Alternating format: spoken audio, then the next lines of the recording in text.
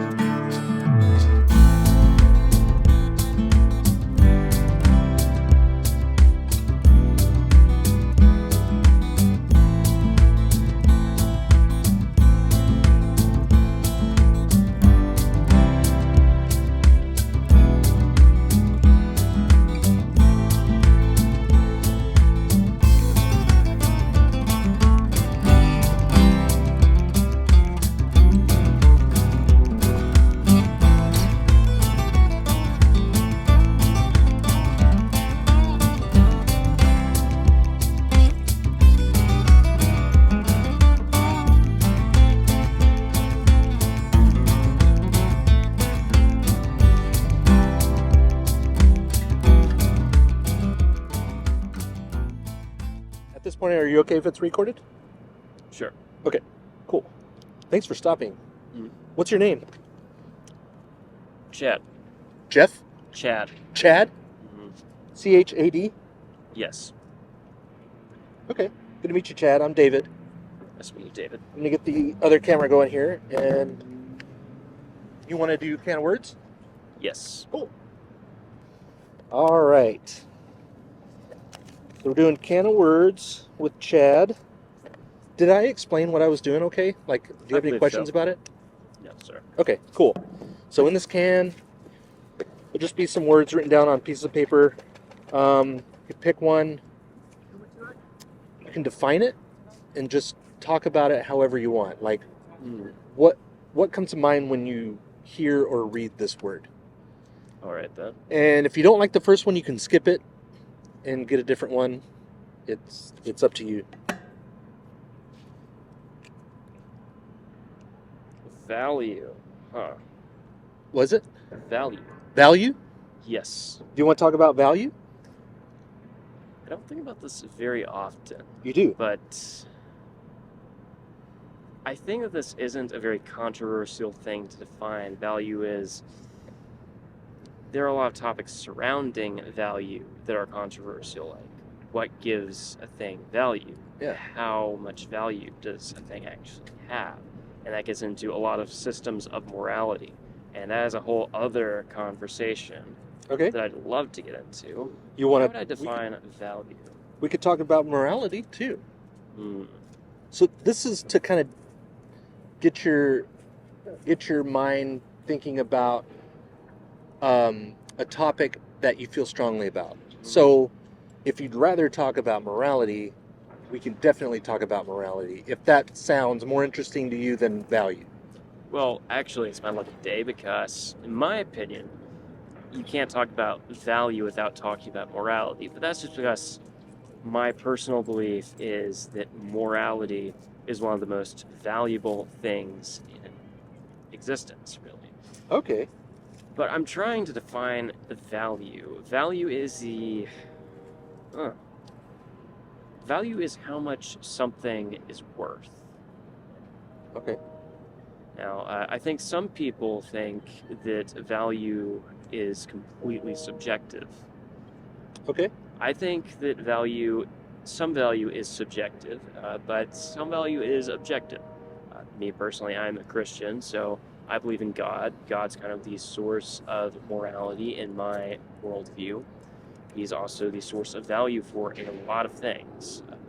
My opinion is that if we take God out of the picture, then we lose that source of morality. And so, like, we might feel that some things are very valuable and some things are very good, that kind of thing. But at the end of the day, those are just feelings we have, and we're just cosmic absurdities anyway. So what value do they have? So my view is pessimistic naturalism or theistic optimism. Okay. I think in society, it's much more common, at least, to believe in optimistic naturalism. That, there may or may not be a God, but whether or not there is a God doesn't affect whether things have value. We can still give value to things. What we feel is good at some level, kind of thing. And I think that is kind of necessary for our society, the current society, in the United States at least, to function. Because we have a lot of different worldviews, right? A lot of different religions, and we were founded on religious freedom, which meant, government couldn't endorse any one religion. And, well, how do you do that? You endorse none of them, because you can't endorse all of them equally when many of them are disagreeing on a lot of things, right? When they're all saying, no, you're wrong, you're wrong, you're wrong, I'm right, I'm the only one who's right. You can't say they're all equally right without saying they're all equally wrong, or just kind of avoiding the subject. And so I think that sets up an atheist framework for our society in general. And so from there, you either have the choice of optimistic naturalism or pessimistic naturalism. And pessimistic naturalism is it leads to a lot of very bad things, or it can, very easily. Like, if you think that there's no objective value to human life, for example, then suddenly you can just justify doing whatever you want and killing a bunch of people to get what you want. And we can't have that for a society, right? You're good. So we have to go optimistic naturalism, which personally I think is a little bit silly because, again, me personally, I think that God's source of all morality, and that without God, we're anomalies in the world, right? And we are very special in that. But there's nothing about us that would give us the ability to give value to things the way that we do. Especially when we aren't all in agreement. Like, if we were all in agreement about everything and the value of everything, then it'd be one thing. But that isn't the case. And I guess you could say that in the case of some of those people, maybe they lack empathy. Maybe that's a fundamental flaw. Maybe something's wrong with them in the head or something like that. And we shouldn't count their opinions because of that. But how do you know that you aren't the one who is in the wrong there for having empathy? I mean, I think it can be argued that empathy is evolutionarily advantageous, at least in terms of a society, but it's very easy to look at empathy in individual cases and think like, man, it'd be so much easier for me to live my life and not even be an evil person, but it'd be so much easier to live my life if I didn't feel empathy for all of these people. Because empathy opens me up to being hurt. It opens me up to being abused by other people, and it ends up sacrificing myself for other people when that isn't necessarily rational to do. Okay. You've said a lot already, and I'm trying to keep up. Is there a summary from all that you've said so far that we can put in like a truth claim or a truth statement? And I'll try to help. Like, value is how much something is worth. Mm-hmm. And we can't talk about value without talking about morality. Yes, because morality is of extremely high value to a lot of people. Like, if you're religious, then the moral weight of an action is super important to the value of that action. And what is good is what you ought to pursue. It's the most valuable thing, right? Okay, and that has to do with, that's where empathy comes in, right? Yes, empathy comes in because, well, from a Christian perspective, empathy is one aspect of the grace that we get from God. It's one of the aspects of God that's good that we emulate, or that we can emulate at least. Okay. And outside of a Christian picture, it's, the way that we experience other people's emotions, what helps us be good people, but which may not necessarily be rational to have. Okay. For example... And also you said that, sorry, didn't mean to cut you off, but no, it's fine. I just want to make sure I'm following. And morality comes from a God, you're saying, right? Yes, I think that's what I personally think. I think that Okay. we can't give morality to things Okay. ourselves. Can someone be can someone show empathy and act morally without a God belief? Yes, but according to them, they might think, my perspective is that a person who's moral, they might believe that they're not doing a moral thing, but that doesn't matter so much as what is actually the case. If there is a God or if there isn't a God. Like, if an atheist does something good, and this is my perspective, of course, and they don't believe in a God, they might not think that their action is moral, but it's still a moral deed. They still did Okay. good because a God exists. Or if a God didn't exist, there was no supernatural force to give that kind of morality, then they might think that it's not moral, and they're probably right because, well, it doesn't seem like we can reduce morality to, oh, I think that this feels right, therefore it must be right. We have some intuitions about that, but I don't think that works unless you have a source of good. And I don't think that we are sufficient for that to be sources of good on our own. Okay. Uh, which statement resonates the most with you? Um, morality comes from God, or uh, God is real, Mm. and we can pick one of those to kind That's of. hard for me to pick because both of them resonate pretty strongly with me. I agree with both statements pretty strongly. Okay. But I see what you're getting at here. Like I want to kind of simplify this so that we can kind of explore the reasoning behind one of these. Um, unless you want to come up with another idea that has to do with what we're talking about. Like, do you have another one that we could maybe explore other than those two? Hmm. Not that I can think of right now. Okay. Are you okay with exploring one of those two? Okay. Um, which one? Which statement holds the most value? Which statement holds the most value? Yeah, morality comes from God, or God is real. I think God is real holds more value, Okay. personally. Do you want to talk about that? Can I ask you some questions about that? Why I believe it, or what Yeah. exactly? Sure, go Yeah. ahead. Okay. So God is real. Because if God wasn't real, then it would take the morality part out of it anyway, right? That's kind of what you're saying. Okay. So okay. Scale 0 to 100. How confident are you that God is real? 100. 100. What does 100 mean? Does that mean that you cannot be wrong about it? Yes. It means that from my picture, okay, maybe 99. 99 because I think you have to have some level of humility to think that, okay, this looks logically 100% accurate to me, this picture of the world. Uh huh. But I am also still an imperfect human being, right? I make mistakes all the time. I don't get enough sleep a lot of the time. So it is possible that even though this looks right to me, that it is still not right. You're open to this being false. God is real.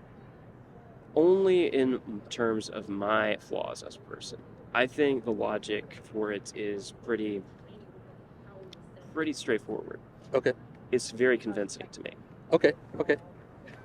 Um, what are what is the criteria for something being real in your mind?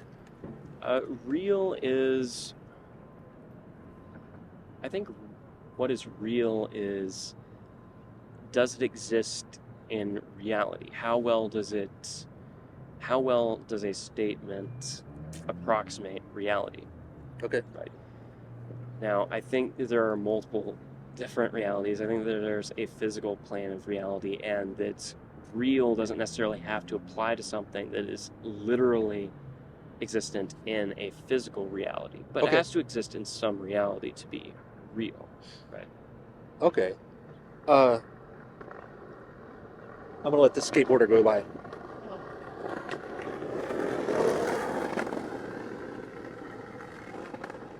How? What's the best way to tell if something exists in reality? Hmm. Well, I think Aristotle would probably say the senses are very, very good ways of exploring reality, seeing what is real, even if you aren't literally seeing things. However, I think for me, there are a lot of things that you can't see that are real. And there are a lot of things that you can't necessarily experience, but that I think a better way of feeling out what's real is to use logic, Okay. not than necessarily the senses. And what do you mean by logic? Well, if you are you asking me to define logic or explain what I mean by using logic? Well, I guess I'll ask for your definition of logic first. Logic, I haven't defined this very often, so forgive me if this seems a little basic, but a process of thinking through an issue or a problem or just a couple of ideas and using statements of truth to find other truths or to verify the truth of a claim. Okay. I don't like induction very much, but we use induction a lot to induce or deduce truth Okay. from known truths. And I think really when we have logic and we are certain about something, it has to be that we are deducing it from something. So it must be true.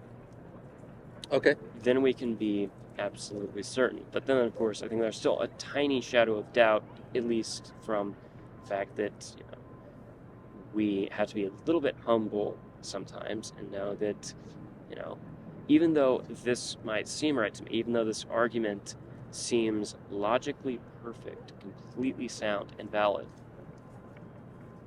it might be that I'm missing some point here, that I'm just too stupid and I'm just unaware of my own stupidity.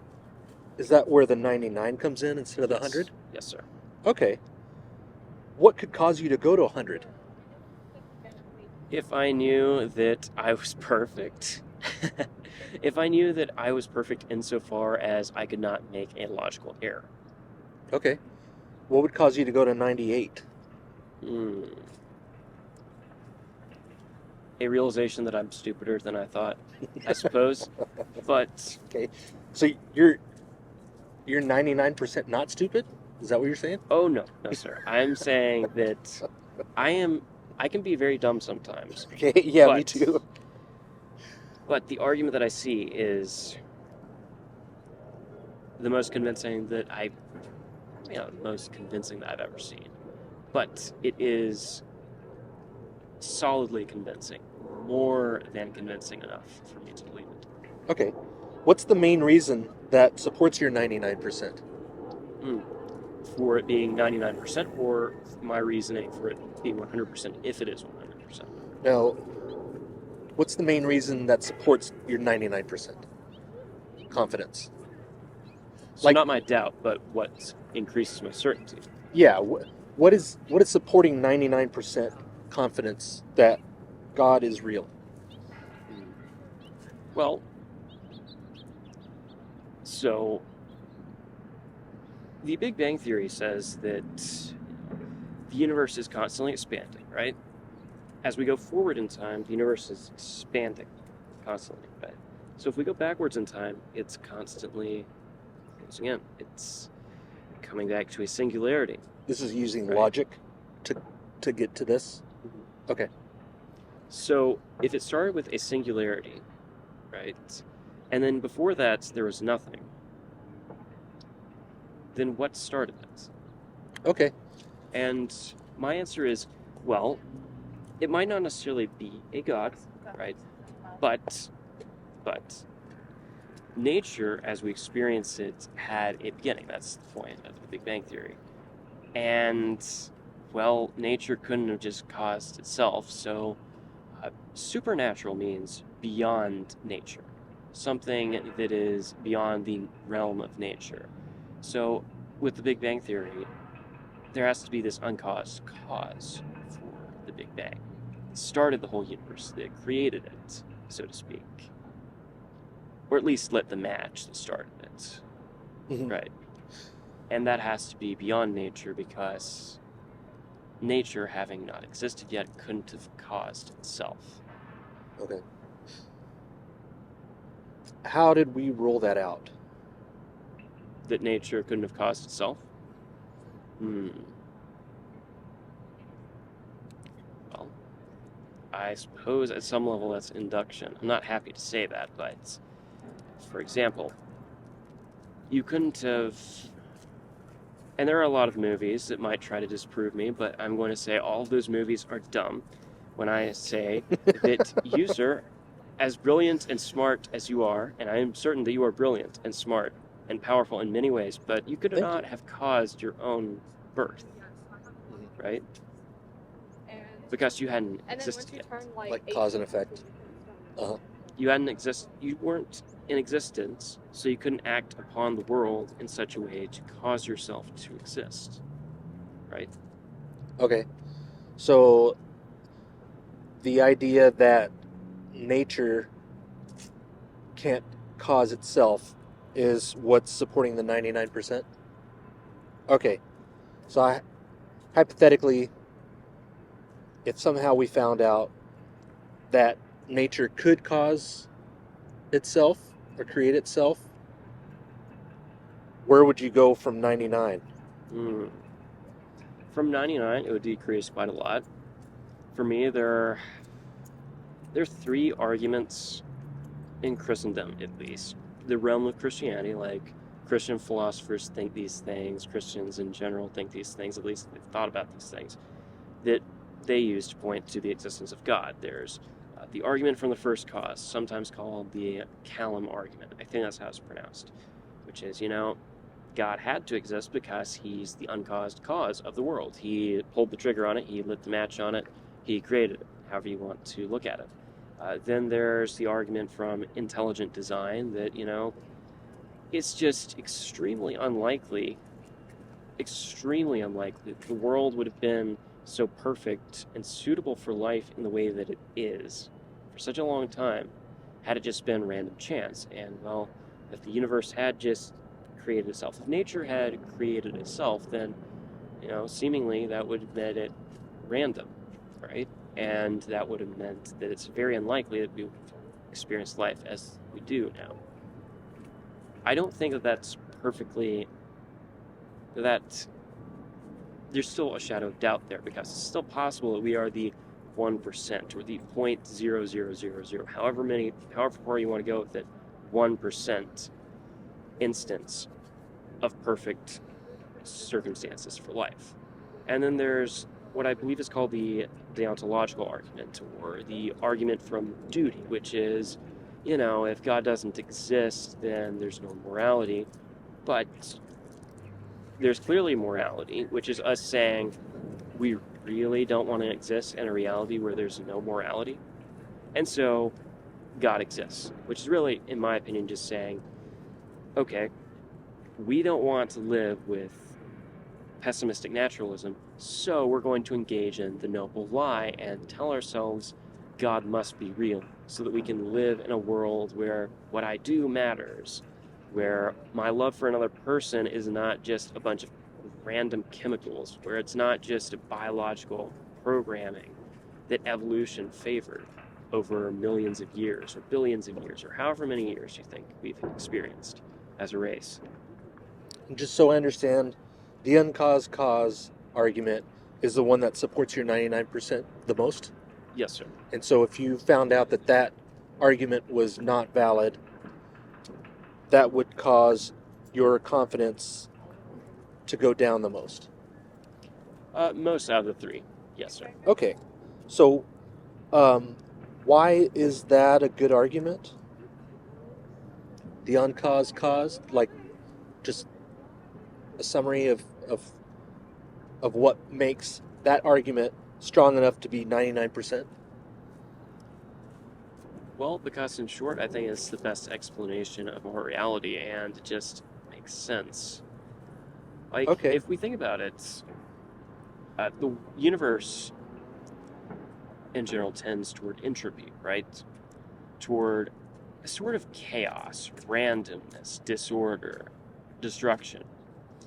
And because of that, it's very difficult, at least, to believe in the steady state theory that, the universe has always been and will always be and will basically be more or less the same. It might have cycles, I guess, but it's going to be more or less the same. It's eternal, right?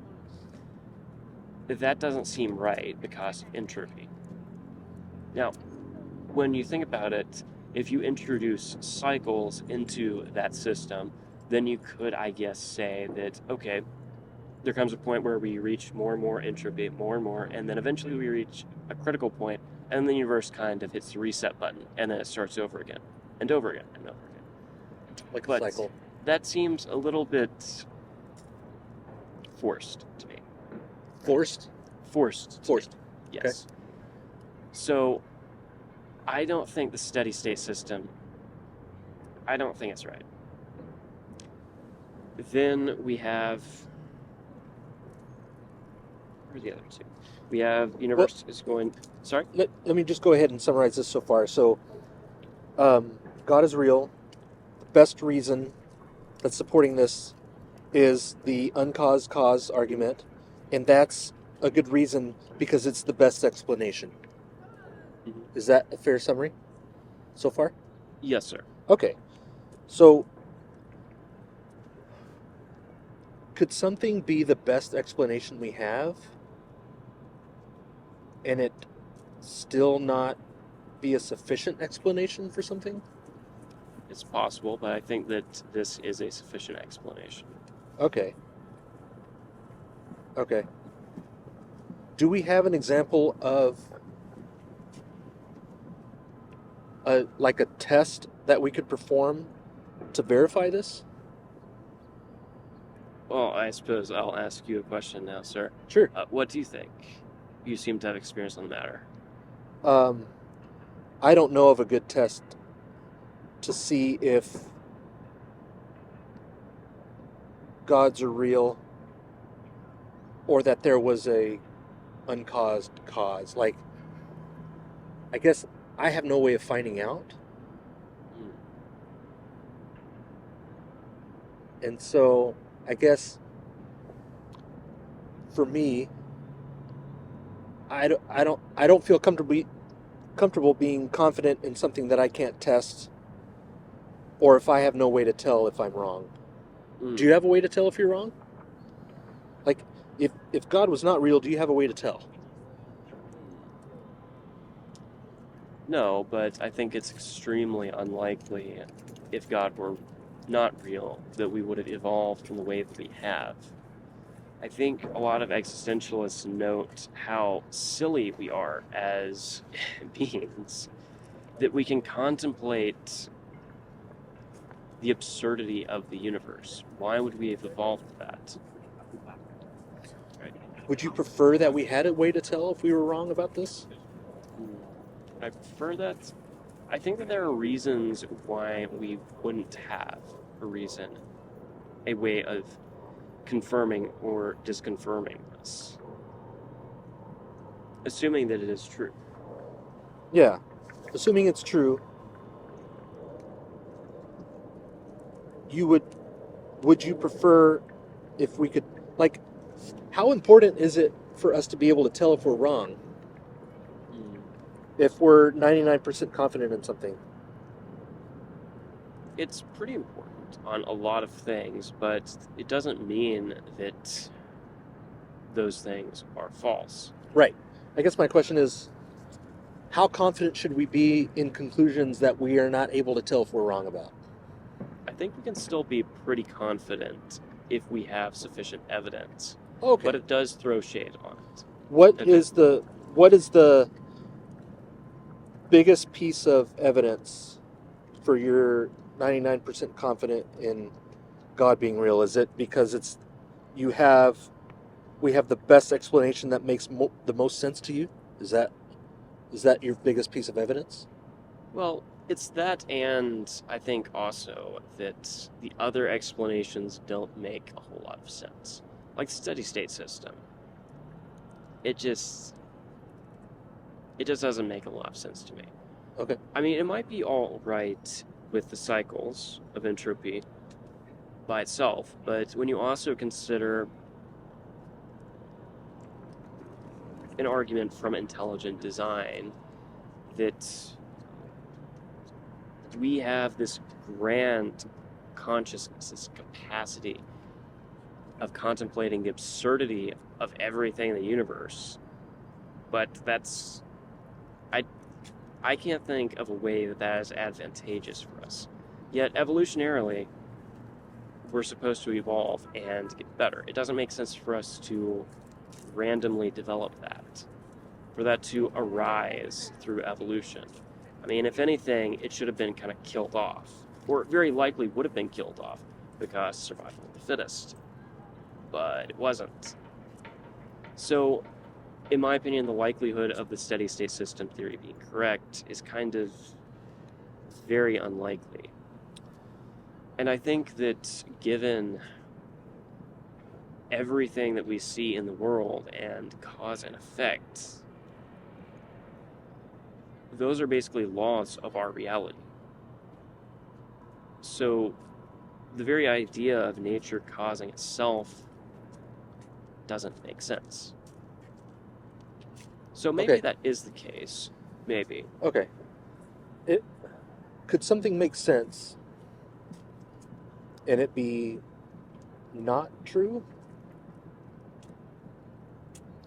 Yes, sir, but yes. Okay.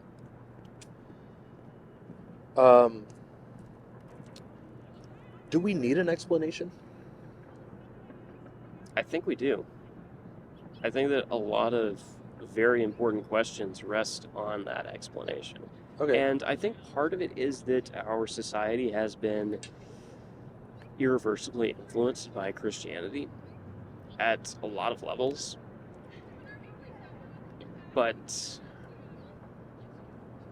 And so at least for our society today, these are very important questions. Like, what basis do we have for morality? Like, if I don't have to worry about giving an account of my life to a god or a supernatural force of any kind when I die, if there are no consequences to my actions in this world, then, well, I can't just go around. I might not be able to pull off going around killing a bunch of people and stealing their stuff all the time, because eventually somebody's going to kill me for that, because at the very least they don't want me to do the same to them, right? But what's stopping me from being a super manipulative kind of person who can put on a mask, pretend to be nice to other people, and constantly stab them in the back to forward my own agenda? Why not do that? Okay. See, I think that's a very important question. Got it. Let's say that all, like, the intelligent design argument and the uncaused cause argument and the morality argument, let's say that was all let's say that all of that turned out the way that you're saying, like creation, that kind of thing. Could all that be true and it not be the Christian God? Yes, sir, I think that's possible. Me personally, I think that there's pretty strong evidence that if a God exists, that it's the Christian God. But I will admit that I have not done enough research, perhaps, on all of the other religions and their evidence. Their evidence. Okay. So creation and reality all could have been created by a God, but it sounds like what you're saying, that doesn't necessarily lead to the Christian God specifically. I don't think it necessarily leads to the Christian God, but I think that the way that you get there, like, there are a lot of Christians who try to evangelize, to spread the gospel. That means trying to convert other people to Christianity, change their minds to think that, yeah, this Christian dude who's talking is right, and the Christian God does exist, and he created everything, and he's the real God, only God, etc. I think the first move you do as an evangelist is you make arguments to say, okay, there is a God, or there's something beyond nature. Then, if that works, then you bring up the evidence for the Christian God, which is, for the most part, a lot of accounts, which are very, very strong accounts, in my opinion, uh, from the Gospels, for example, Matthew, Mark, Luke, and John, uh, for Jesus' life, his ministry, his death, all that stuff. And those accounts were written a long time ago, yes, but they were written within 100 years of Jesus' life, right? Okay. They were written by a lot of people who saw him. And so there are a lot of little points that seem very unlikely to happen if he were just a man. For example, a lot of people saw him ascend into heaven, and so that would require mass hysteria and probably a lot of lying as well. A lot of lying, and the result of that lying, the disciples of Christ saying, Jesus is the Messiah, there's this spiritual plane of reality, what you do in this physical reality isn't everything, so you should just be a martyr for the church, get yourself killed, and then you'll be rewarded eternally by God in heaven. That is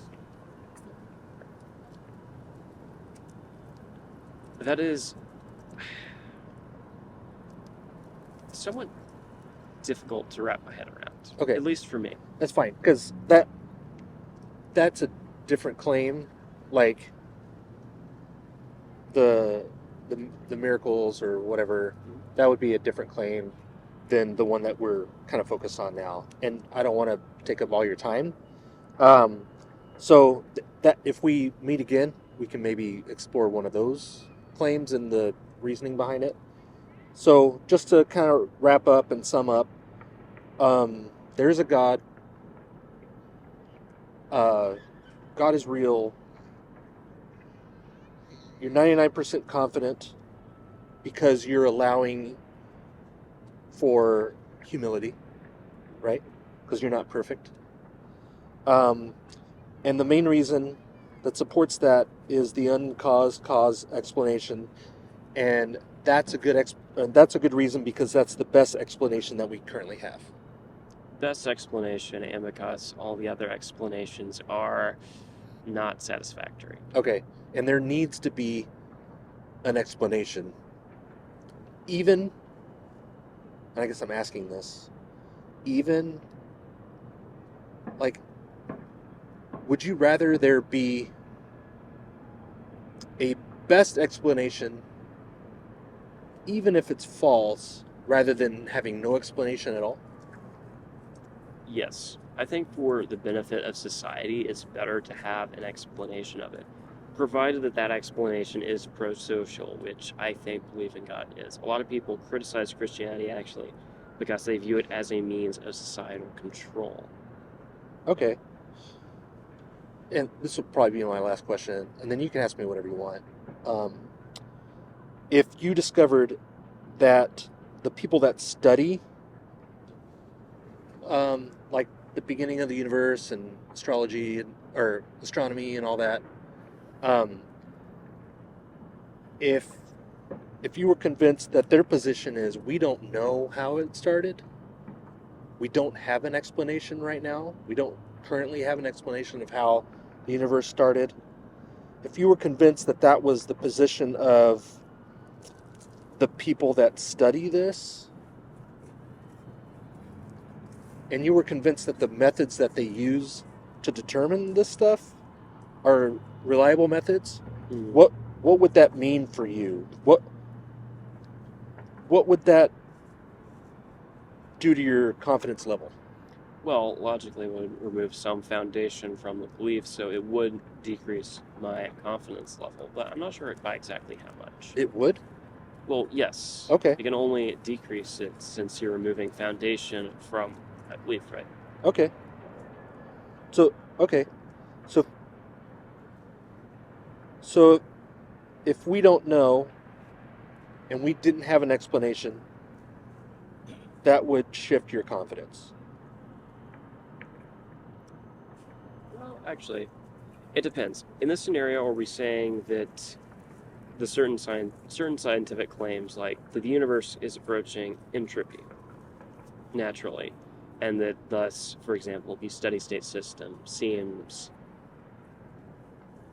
to not be satisfactory? If those claims were removed, if suddenly the steady state system was more favored by some physicists, for example, is that what you're saying?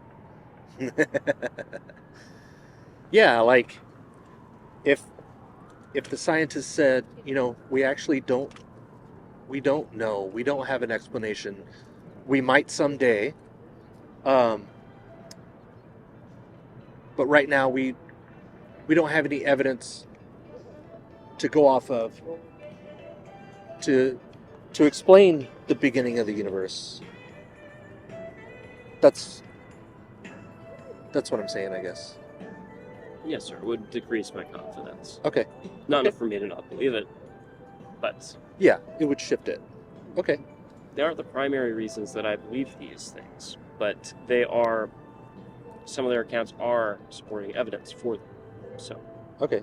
Yeah, you said the best reason that gets you to 99 is the explanation of um, the origins of the universe. the uncaused cause argument, right? Okay. Okay. Or rather, I should say the origins of nature as a whole, because nature exists beyond our universe. Cosmos. Yes. Gotcha. Okay. Cool. You have any questions for me? I really appreciate you sharing everything. Sir. So for starters, are you a philosophy doctorate? No. No, sir. So, what did you go to school for, if you did? I studied psychology and pre-law when I went to school back in the day. And what do you do now, sir? Right now, I work for a health clinic. It's a mobile job that allows me to do this tour. Did I tell you about the tour? You did, sir. Okay. So that's, I guess, what you would say I do, like for a living. So yeah. How common would you say religious belief is among the people that you interview? Well, religious belief is kind of broad, like Belief in a god or something of that effect. I would say it's pretty high. Yeah. More often than not, I'd say. Yeah, it's a popular belief. And what reason do most people give for it? Wow. There are so many different reasons. Some say because it's true for me, and that's enough. I'm sorry, subjectivism makes me cringe. Yeah. But that's a reason that I get. I also get, because I was raised in it, because it gives me community, because I have faith that it's true, because of prayer, personal experience, nature, the existence of nature, consciousness. What other reasons? Because it makes sense. Because it makes sense to me. It's the best explanation I have for being alive. Because it helped me out of a bad situation. Morality is another one. Because if I didn't believe it, bad things would happen to me. That's a reason. So, do those people who say that, do they say that bad things will happen to me in this life or in the next? Both. Really? Yeah. It's quite interesting. Yeah, bad things will happen to me in this life if I stop believing it. Bad things will happen to me in another life if I stop believing it. So, like, I almost want to say that the reasons, like, there are just as many reasons that I've been given as people have claimed in their religion. Like, and it's not all Christianity either. Mm. And it's interesting too because different religions, people who follow different religions give the same reasons. Origin of the universe, like the Kalam argument. Actually, if your viewers want a little history lesson, I don't know if you're still recording, the Kalam argument, I believe, was actually originated from a Muslim scholar in around the Middle Ages. So they did a lot of philosophy on this kind of thing in the Middle Ages. Yeah. They preserved a lot of knowledge. Right. It's quite interesting. And so it's curious to me, like, they're using the same reasons, but coming to different conclusions, which makes me question the reliability of the reasons that they're using.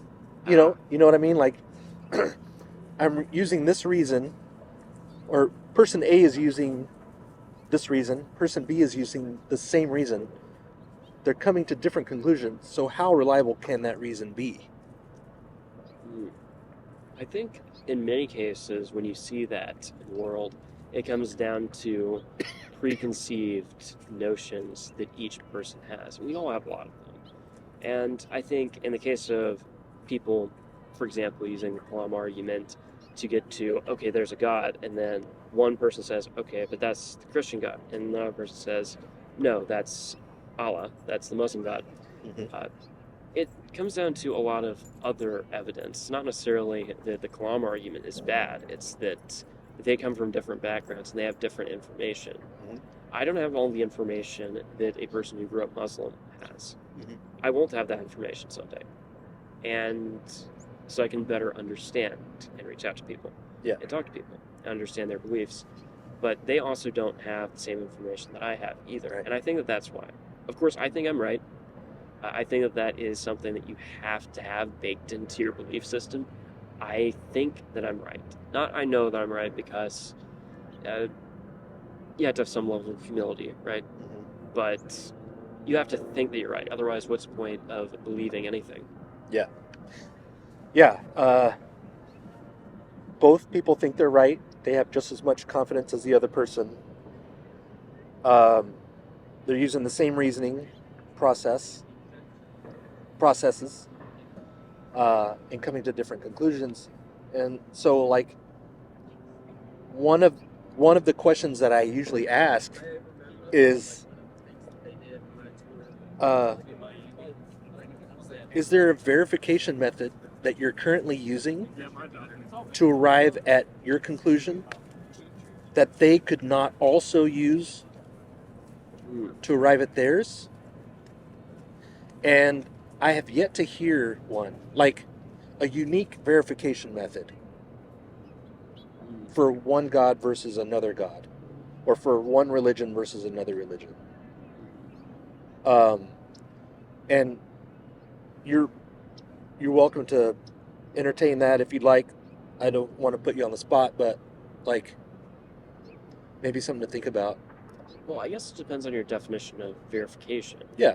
By verification, do you verifying mean, that it's the case? Yeah. So with 100% certainty that X is true? Maybe not 100% certainty, but maybe with 99% certainty. Well, I think you can cite evidence, and eventually evidence can perhaps get you to 99% certainty, or whatever is your threshold of certainty. And I think that, me personally, I have evidence as a Christian for Christianity being the case, in the case that God is real, that God, the Christian God, is the real God. And a lot of that stuff and some of that stuff is what I was getting into earlier with the gospel accounts, how they look like they're very accurate and how a lot of things don't quite seem unlikely So if Christianity is wrong. your verification method would be Scripture. Yes, sir. Yeah. So I've heard that same verification method being given for other religions, other gods, right? So I believe that my holy book is from God or is divinely inspired and gives me the truth about events that happened, miracles that happened in the past. And that's what's supporting their confidence too. So that's what I mean by a unique, something that you currently use that they could not also use. Well, I believe I'm not an expert yet on all the different religions and their scriptures, but I believe that Christianity is an exception in a lot of ways. Like the Gospels were written within 100 years of Jesus' ministry, right? Mm-hmm. So they're written by his original disciples who actually saw him. And then, do you have a verse? And this could be a tangent, but do you have a verse in the Gospels that say, I, John, or I, Mark, saw this? I'm pretty sure that that's all implied throughout. John was written by John, his disciple, the most beloved disciple. Does And John say, I, John, saw these things? I don't believe he specifically says that, but he doesn't say it from his perspective. Okay, right. He wrote the entire Gospel of John. How do you know that? I personally don't know exactly how, but I've always been told that, and I don't believe there's any disagreement on the matter. Okay, so you've been told. Okay.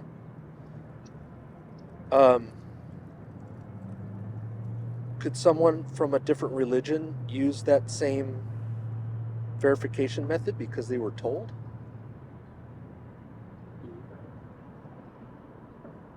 But I believe in the case of other religions, their evidence is different.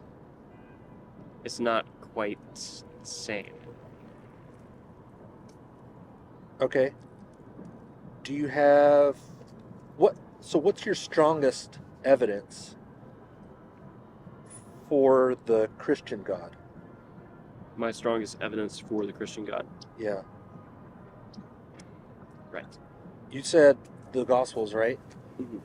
But we have no verse that says that they themselves saw the things happen, right? Well, actually, that's not. Well, for the disciples, I believe that's true.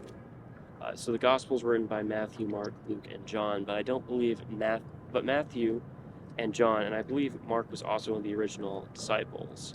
Like, not one of the original 12, but one of Jesus' original followers. I don't think they explicitly say that they saw X, Y, and Z. Okay, because that would be what an eyewitness is, right? Yes, but at the same time, there are other apostles who give their testimony. Paul, for example, gives testimony that he saw the light on the road of Damascus, which I'm pretty sure everyone in our culture is familiar with because of the Christianization of society, Western society. And this was, from what I understand, which is very little, was like an apparition or a vision type thing. He's not claiming that he himself saw the risen Jesus bodily, right? I don't think it's a bodily, but he saw it, and it was enough for him to do a 180 on his beliefs. Okay. Complete and utter 180, which ended up getting him imprisoned and killed. Uh-huh. If we found a different religion that caused somebody to do that, what would that mean? Like, that'd be good evidence for their religion. Pretty good evidence. Okay. So like a martyr? Okay. But I think in the case of Saul, he was previously known as Saul before converting to Christianity. It's a little more meaningful than your typical martyr because he was already a religious zealot of the opposite religion that was persecuting Christianity. And it seemed like he was perfectly content with that. And so his making a 180 is not only him saying, okay, there is a God, it's also a 180 of, okay, my previous religion, which I was so incredibly zealous for, which I killed people for, was wrong. And I'm going to become one of the people that I was previously trying to kill. Mm-hmm. And so if we discovered that happening in a different religion, that would be a good reason for them to think that their religion is true? Pretty good reason, yes. Okay. Well, I've taken so much of your time already. Maybe we can continue this sometime. I really appreciate it, Chad. Anything else you want to say?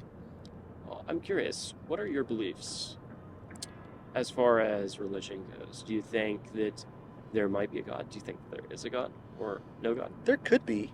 I would just need sufficient reasons to be convinced. And what are sufficient reasons for you? So I guess maybe for the Christian God, and this is kind of a popular experience to have, is like what happened in 1 Kings 18. So like if you could pray for this piece of paper to light on fire right now, if you prayed for that to happen and this burst into flames, that would raise my confidence that the Christian God is real, or that Yahweh is real, since it happened in the Old Testament. But so if he could do it then, and he's all powerful and he wants me to believe it, Why doesn't he do it now? why? Yeah, like, are you willing to try that? Sir. No? Okay. I think Paul says that it's already apparent that the Christian God is real, that at least a God exists. Mm. And I think he's getting at the Kalam argument. Okay. And Which doesn't lead necessarily to the Christian God, you said before, right?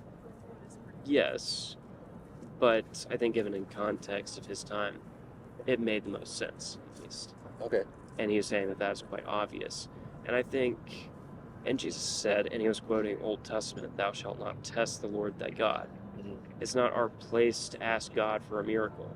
Even though some people in the Old Testament did do that and God humored them, it's not our place to do that. Okay. So why was it okay, and I can't remember which person prayed for that and it happened, why is it okay for him to do it and not for us to do it right now? Well, special circumstances, I think, in short. I believe you were referring to Elijah the prophet, and the circumstances for Elijah were, well, so Israel was God's people, right? They were his chosen people, and what that meant was Abraham, which was their ancestor, they all called great-grandfather. This is according to Scripture? Mm-hmm. He was the father of the Hebrews who became known as the Israelites. I can't remember where the term Israelite came from, but I don't believe there's any disagreement on this. And there are genealogies in Scripture as well. So Abraham was a pretty good, upstanding man, and so God appears to him, and he says to do what he says, and then he's going to be a father of a great people. And he tells him that, the Messiah, the Savior of the world, is going to be born of his line just later. So, because of that promise, God had to keep it, because God, being all good, does not lie. So, he had to ensure that the Messiah would actually come. And so when he also told David the Messiah will be of his line, he also had to keep that promise, for example. So that makes it super important that the Israelites, God's chosen people, are not ever fully corrupted by the people that they're around. And they are surrounded by pagan people who have differing beliefs and will corrupt them because cultures exchange, and with cultural exchanges comes religious exchanges, and not necessarily a corruption, I guess, of religion, but a significant change in religion. And if you have the true religion, then that does mean a corruption of your religion. So Israel at the time of Elijah was split into Judah, the tribes that remained faithful to God, which was just Judah and Benjamin, I believe, and Israel, which was the other 10 tribes. Solomon was a big king, and he was David's child, and David, I don't know how far back I want to go with this. Well, you asked me what a good reason for me that I would accept, or that would raise my confidence in the Christian God. I gave you an example of what would raise my confidence. And you said that we shouldn't test it. And so I guess I can't be confident in things that I'm not allowed to test. Like, that just makes it more sus to me. Like, you're not allowed to test this. Like, I can't be too confident in things that I can't test. Or that I'm being told that I'm not allowed to test. So, if we had a test, kind of like the paper catching on fire, that would raise my confidence.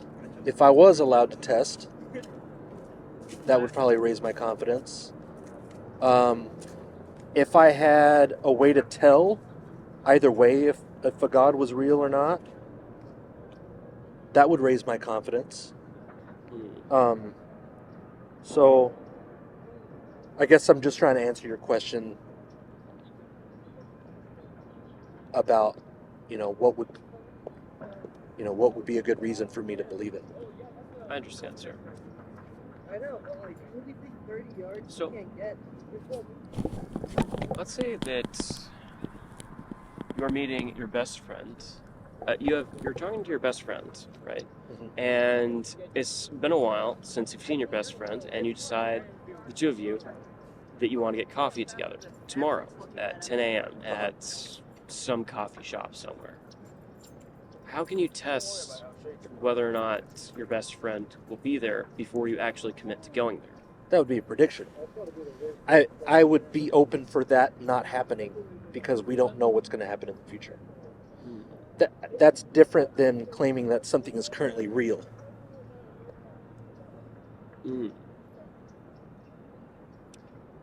What if your best friend is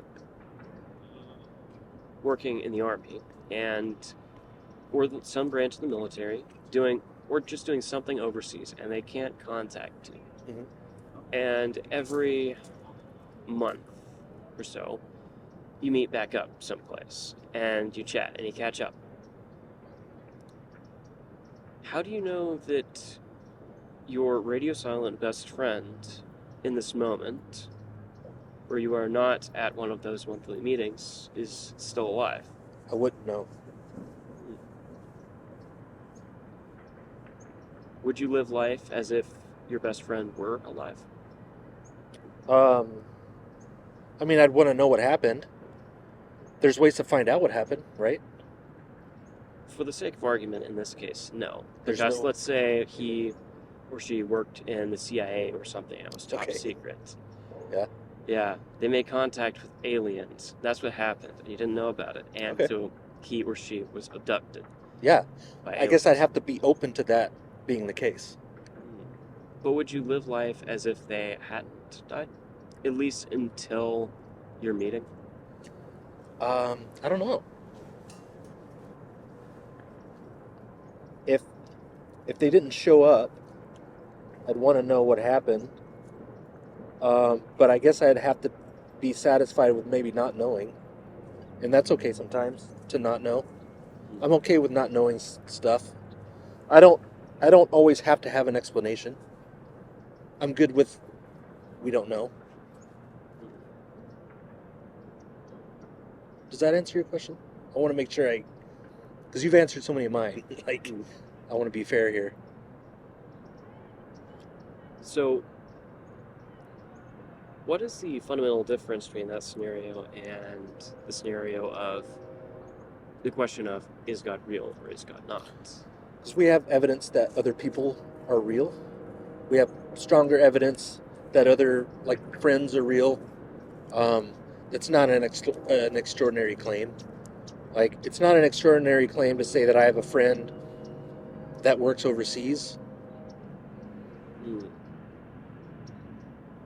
I mean, I guess it's possible that I could be living in a computer-generated reality where none of this is real and it's all a simulation.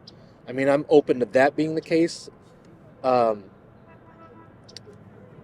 I don't think it's extraordinary to claim, there's no supernatural claim that needs to be made that friends exist and work overseas and don't show up for meetings. So, you think the standard of proof should be different for God because God is supernatural, beyond nature, as compared to a person or thing that is within nature?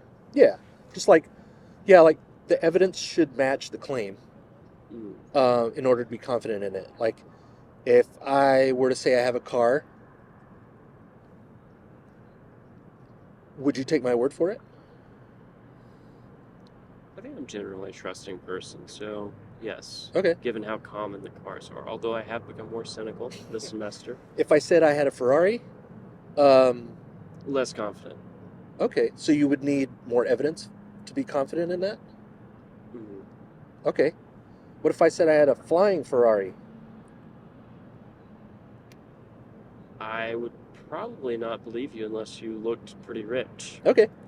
Now, I would be very open to believing that flying Ferraris exist. In fact, to be honest, it would kind of make sense for them to exist. Seem like something that some billionaire somewhere would invest a lot of money in. Mm-hmm. So it sounds like we're the same, where depending on the claim, we would need more evidence. Would that be fair to say? Seems fair. Yeah. So the claim that I have a friend that works overseas would need a certain amount of evidence. A supernatural being that created the cosmos, I think, needs a higher standard of evidence. It's fair. Then what do you think of the Kalam argument or the first cause argument? First cause?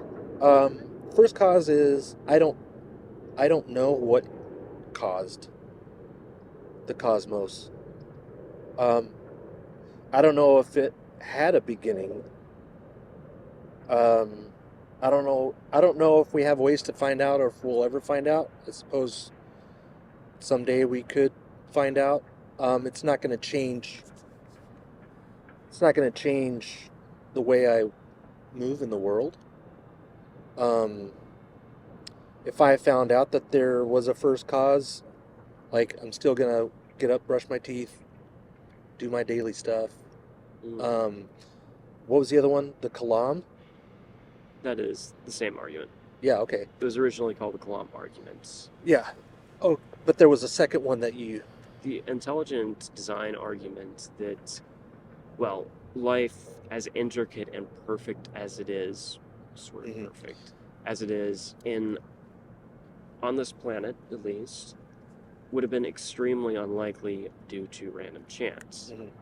And also, I think in the same vein, it would be extremely unlikely for evolution to have produced biological systems that would give rise to the mind and the capacity specifically to question the absurdity and stupidity of a lot of things in the universe. So the design argument. I think that if things were tweaked or were just slightly different, then it's possible that something else would have emerged based on that environment. Mhm. So like, kind of like cause and effect, and intelligent design. Like, I just see a lot of examples of that not being the case. Like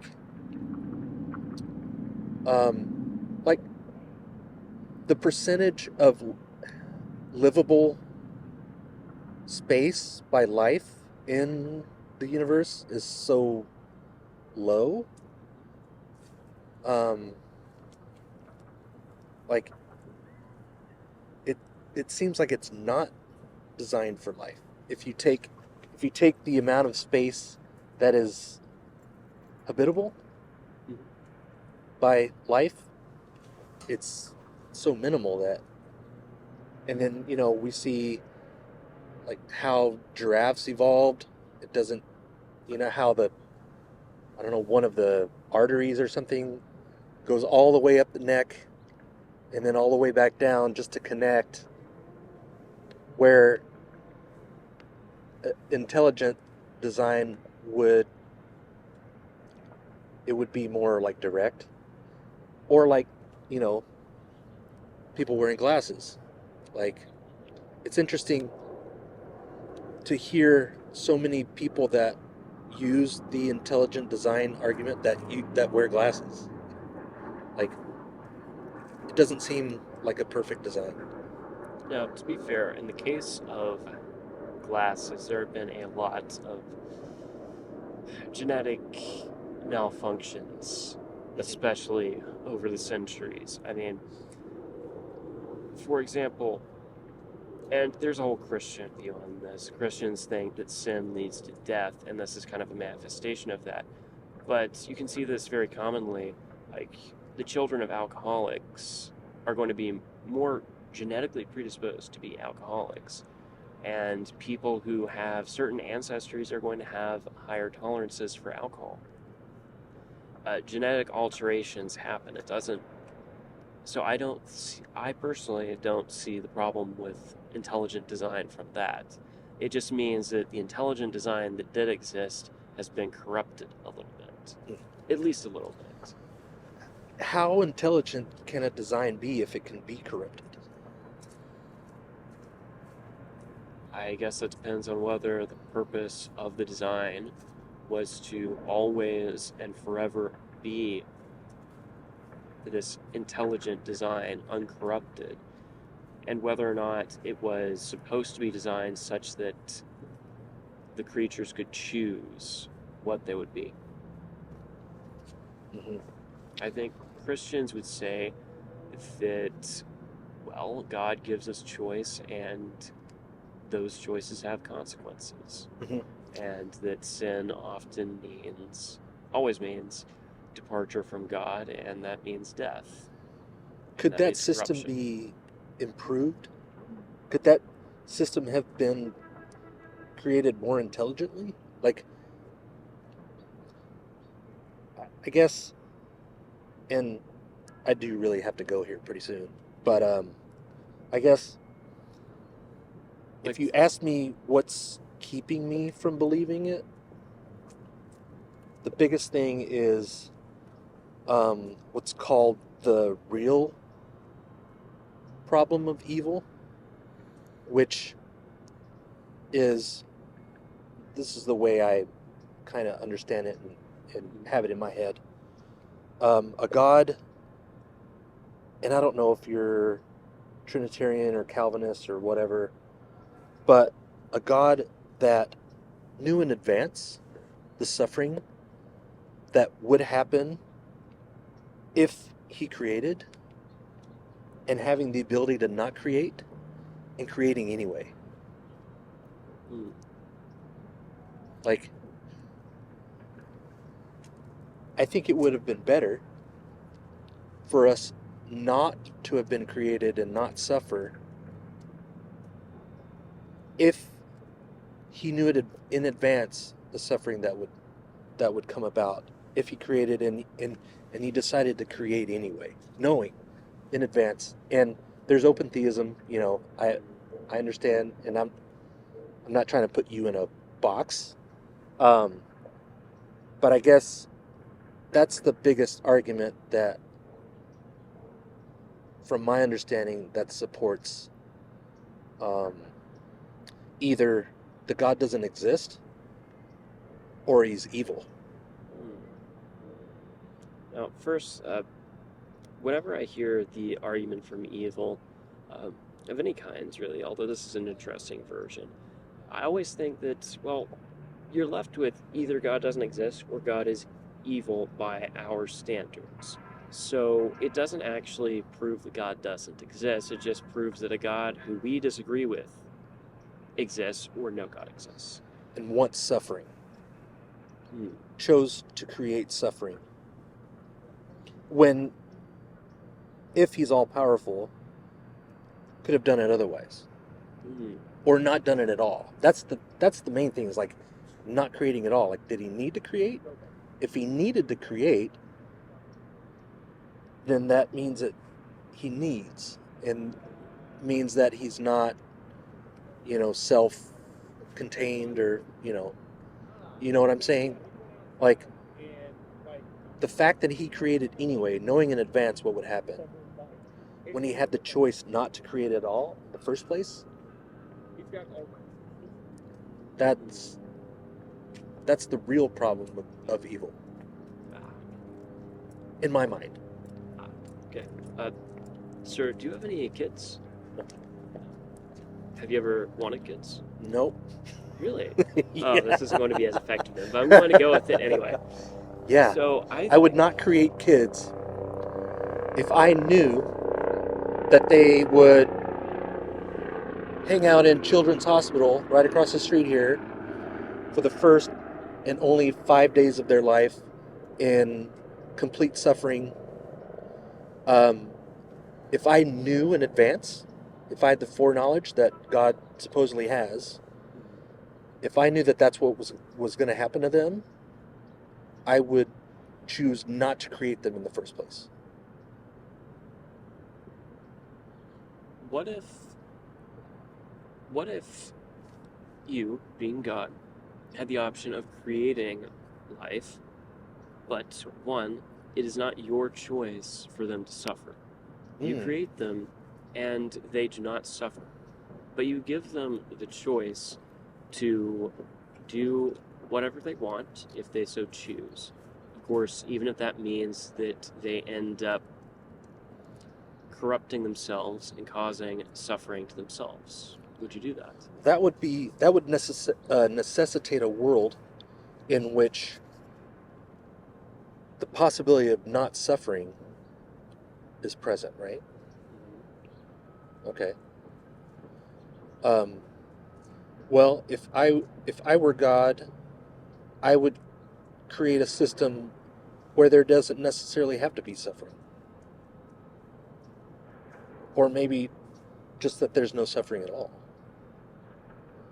If I had the power, if I was all powerful, if I was all knowing, if I was all benevolent, like, it seems like that's what I would do. Unfortunately, in this world, we see and experience suffering all over the place, all the time. So it seems like an all-powerful, all-knowing, all-benevolent God, it's a contradiction. Well, on that note, I think Descartes was the one who raised this question. Can God, being omnipotent, all-knowing, all-present, all that, can he create, let's say, a hammer? A hammer? Yes, can God create a hammer that is so heavy that God himself, or herself, or itself, or themselves, cannot lift said hammer? Mm-hmm. If the answer is no, then it seems like there are some things that God cannot do. Okay. But I think what a lot of Christians do is they say, well, yes. Well, no, God can't actually make a hammer that is so heavy that he or she or it or them cannot lift it. But that doesn't mean that God is not omnipotent.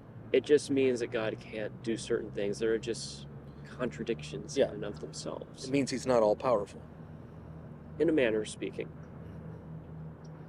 And if one of the attributes of this God is that he's all powerful, then that to me means that he could create a world with no suffering, or he could choose not to create in the first place. And chose to create,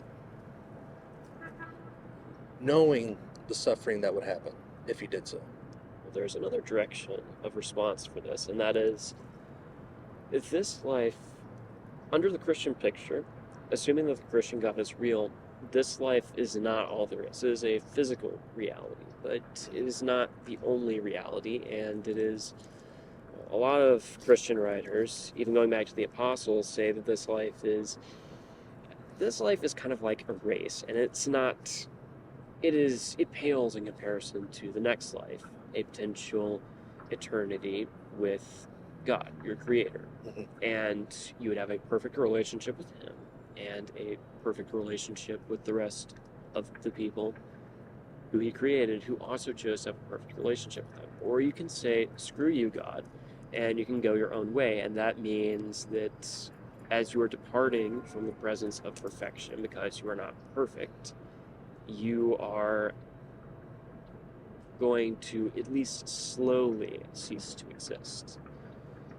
So this is assuming that the other reality exists. But that is given if you say that the Christian God is real. If you believe that the Christian God is real, then that entails that God's one of the things that is promised is spiritual reality, that there is a spiritual reality. Yeah. And I guess that's another thing that I'm not convinced of, because of, like, I don't have a good reason to think that that's the case either. But because I hear of a separate reason, or because is there a separate reason for that? Lack of evidence. What evidence would you require for that? Burning setting that paper on fire, or like in the case of NDEs, like near-death experiences, somebody being dead for 5 days, and they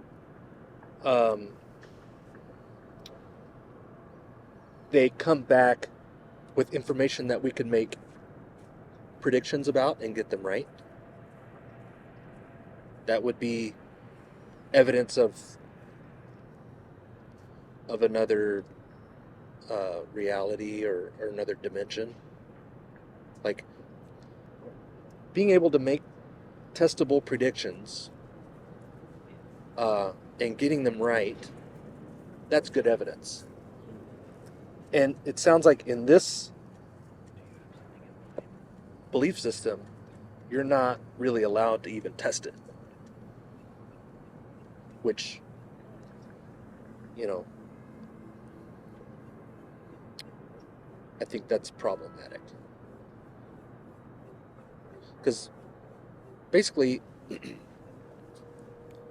being able to test something and being able to tell that the test failed and having a way to know if you're wrong, like, that's kind of a basic, fundamental way of finding out if your conclusions are accurate, to me.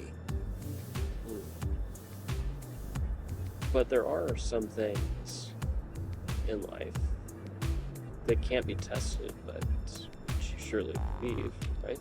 Well, I'm not 99% confident about it. That's fair. It's really coming down.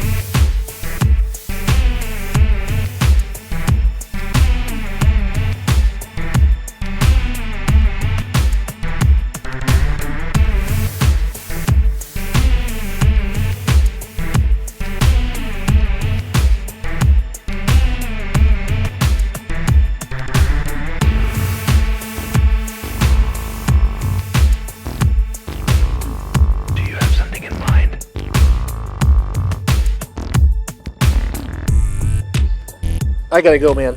It's been great. Are You your said you're... conversations usually this long? No, they have been, but they're usually not. I think we've been going for over an hour. I Yeah, need to get to my things too. almost an hour and a half. But I really appreciate it. It's been really awesome talking to you. Yes, sir. Huge pleasure. If you want to get a hold of me online, we can continue sometime. I love talking about this stuff, and sounds like you do. So, yeah, I'd love to keep talking and staying in touch and stuff. But I really appreciate it. Yeah, I appreciate it as well. Yeah, and you have finals coming up, or are you done? No, sir, I have finals. Okay, A lot more to go. well, good luck. Yes, sir. Good luck with... You don't have finals because you're not a student, but Right. good luck with whatever is upcoming in your life. Thank you so much. Appreciate it. Take care.